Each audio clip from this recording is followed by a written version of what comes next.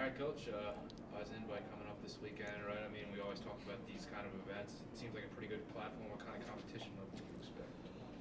Um, excuse me. I'm really not sure what the competition is going to be. Brookings SDSU is having a meet this weekend, and I've seen a couple schools listed in their entries already that I thought were going to come to NDSU. So I'm not sure. NDSU kind of goofed things around here December, late December, early January when they said, "Oh, we're going to move our meet to this date," even though it conflicts with Brookings. So it's a shorter trip for us, and we've had so many long trips. Or just this last week in Mankato, it just wears on you a lot with those long drives, especially coming home. That felt it would be best to go to NDSU. So I'm not exactly sure. NDSU is supposed to have the majority of all their people there, so that in itself will give us good competition. Um, I'm pretty sure Moorhead will probably be there, maybe Bemidji, Concordia, Moorhead, so D3, they've got some people. So either way, we're going to just get out and work on bettering ourselves and compete against the clock and tape measure. For the two of you, what was it? I think you probably saw more conference opponents than you have throughout the rest of the season. I mean, what was your first impression of seeing some of those NSIC competitors at your side? And did that change things for you mentally, or because you both can chime in on that? You go first. No, not really. I mean, it was good to see the competition that we'll meet in now 2 weeks. It was good to kind of pace ourselves, see where we stand, see how many people were ahead of us, where we can improve and stuff like that. Having the scratch mark at this past meet was kind of a little bit iffy.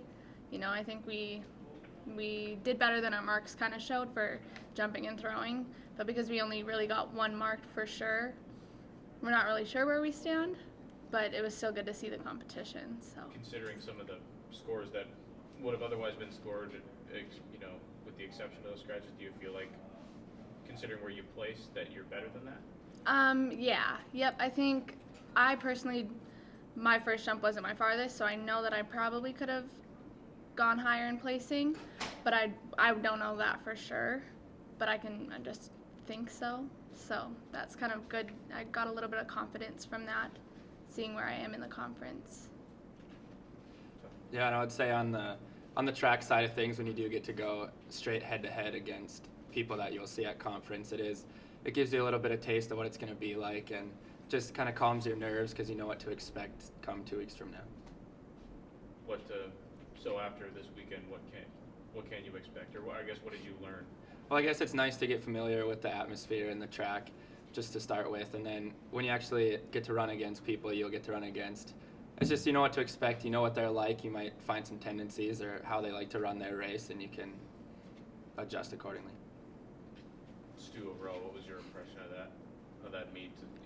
Maybe some positives that you took, and perhaps one or two things that you'd like to see some improvement in over the next 2 weeks. Positives, people got out there and competed, especially as Randy was saying in the jumps and throws.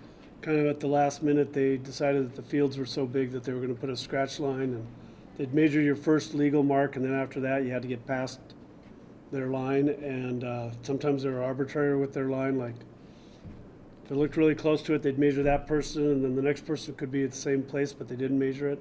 So a little frustrating there.